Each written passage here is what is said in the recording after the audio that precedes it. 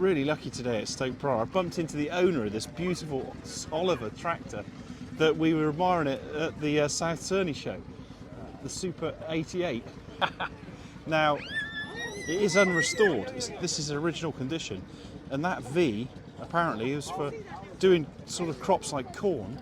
You got to the end of the sort of row, and you could turn almost 90 degrees and go up the next row without damaging the crops. So it's really clever. Now, it doesn't have a Detroit, it has a straight six, Oliver's own engine. I know they've put some 3-cylinder Detroits in some of these, but not this one. But he said it's really comfy and nice to drive, 1950s tractor. But yeah, really nice to have met the owner at last. I found out a bit about those funny wheels at the front.